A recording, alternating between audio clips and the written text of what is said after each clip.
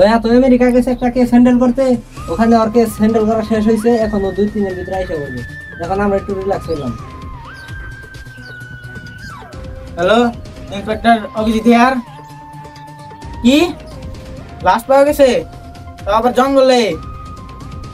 আচ্ছা ঠিক আছে, আচ্ছা আমরা আসতেছি। তার একটা লাশ পাওয়া গেছে জঙ্গলে। আচ্ছা চলো, এখন তো দয়া নাই, আমাদের দুইজনের কেসটা সলভ করতে হবে। স্যার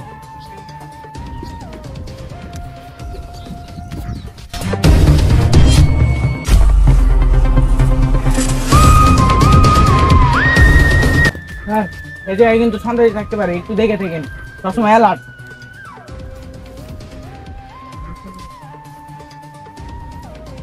স্যার লাশ পাইছি।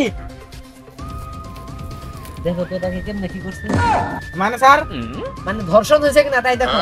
ও না স্যার, এই জায়গায় তো ধর্ষণে কিছু দেখতেছি না আমি স্যার, এই যে মুখে রক্ত দেখতেছি স্যার, এটা তো মানে মার্ডার করে হইতেছে, মুখ দিয়ে রক্ত রক্ত, আর কোনো জায়গায় তো কোনো কিছু দেখতেছি না আমি।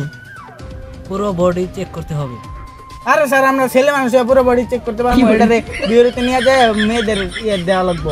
আমরা ছেলে কেমনে কি দেখতে পারবো সব? ঠিক বলছো স্যার তাহলে এখন এই বডিটাকে আমি ডক্টর সালুকের কাছে পাঠাই দিই। জি, ফোন দাও। আচ্ছা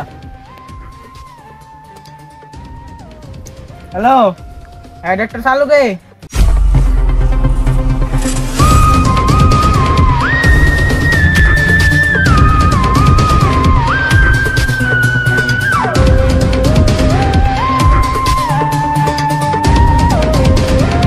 ডক্টর সালুকে লাস্টে কিন্তু পাওয়া গেছে। Hello senior inspector Abhijit. কি আরেকটা লাশ? আচ্ছা ঠিক আছে আমরা আসতেছি। স্যার ওই যে আমরা জঙ্গল থেকে যে একটা লাশ পাইছিলাম না, ওই জঙ্গলে আরেকটা মার্ডার হয়েছে।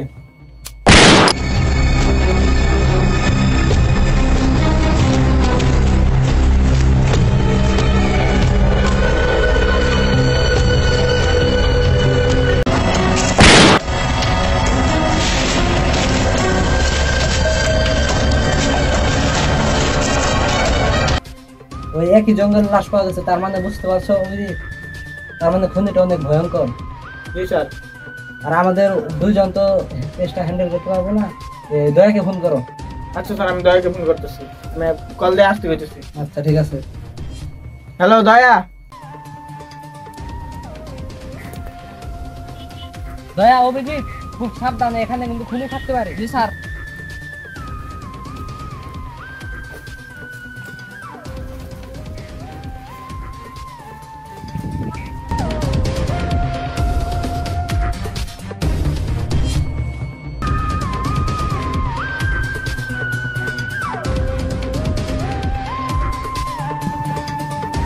দয়া তুমি এদিকে যাও, অভিজিৎ ওদিকে যাও। জি স্যার। অভিজিৎ এই জায়গায় একটা লাশ পাওয়া গেছে। আর এটাকে তো মনে হয় গুলি করে মারা হচ্ছে। এটা পুরো বডি চেক করো, দেখো কিছু পাওয়া যায় কিনা।